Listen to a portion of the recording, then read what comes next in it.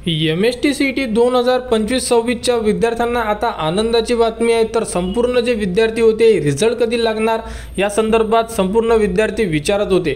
तर result date confirm आलेली आहे। CET डिपार्टमेंट कडून एक परिपत्रक सुद्धा जाहीर करण्यात आलेलं आहे। तर तुम्ही सर्व विद्यार्थी साइटवर येऊ शकता। साइटवर आल्यानंतर तुम्ही बघू शकता अशा प्रकारे संपूर्ण नोटिफिकेशन उपलब्ध करून दिलेले आहे MST-CET 2025-26 साठी। तर यामध्ये दोन अपडेट दिलेले आहे। तर पहिल्या अपडेटमध्ये जो रिझल्ट कधी लागणार आहे त्या संदर्भात अपडेट दिलेली आहे आणि यामध्ये तुमची रिझल्ट जी तारीख सुद्धा फिक्स करून दिलेली आहे। आणि यानंतर एक अपडेट अजून आहे की यामध्ये MST-CET ऑब्जेक्शन क्लॅरिफिकेशन सुद्धा यामध्ये नमूद करण्यात आलेला आहे। आणि ही जी अपडेट आहे ही आजची डेट आहे। तर बघू शकता सर्वप्रथम जी डेट आहे म्हणजे तुमचे रिझल्ट कधी लागणार आहे हे आपण या व्हिडिओमध्ये बघणार आहे। तर बघू शकता यामध्ये एक परिपत्रक आहे 2 जूनला आलेलं। यामध्ये कोणत्या तारखेला तुमचे रिझल्ट लागणार आहे बघू शकता। CETचे नाव देण्यात आलेले आहे, इथे कोर्स नेम, रिझल्ट डेट सांगण्यात आलेले आहे।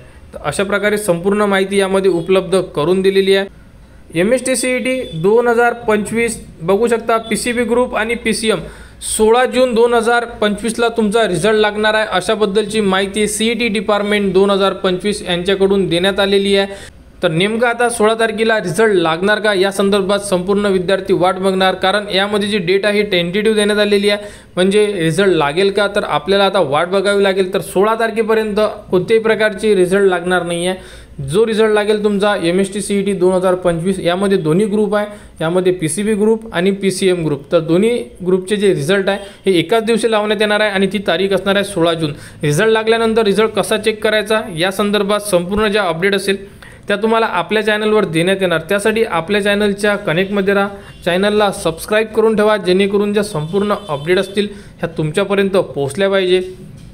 आणि यामध्ये दुसरी जे अपडेट आहे ती म्हणजे ऑब्जेक्शन क्लॅरिफिकेशनबद्दल एक नोटीस दिलेली आहे। त्या नोटीसमध्ये सुद्धा संपूर्ण विद्यार्थी बघू शकतात। आपण आपल्या व्हिडिओमध्ये लास्ट टाइम सांगितलं होतं की यामध्ये ऑब्जेक्शन क्लॅरिफिकेशन येणार आहे। तर बघू शकता यामध्ये किती ऑब्जेक्शन घेतलेले आहे याबद्दलची माहिती दिलेली आहे आणि यामध्ये किती ऑब्जेक्शन बरोबर ठरवण्यात आलेले आहे म्हणजे करेक्ट करण्यात आलेले आहे CET डिपार्टमेंटकडून याबद्दलची माहिती सुद्धा दिलेली आहे। तर संपूर्ण विद्यार्थ्यांनी यामध्ये दिलेली माहिती एकदा चेक करून घ्यावे आणि रिझल्ट लागल्यानंतर संपूर्ण अपडेट तुम्हाला आपल्या चॅनलवर देण्यात येणार। त्यासाठी आपल्या चॅनलच्या कनेक्टमध्ये राहा व हा व्हिडिओ इतरांपर्यंत शेअर करा।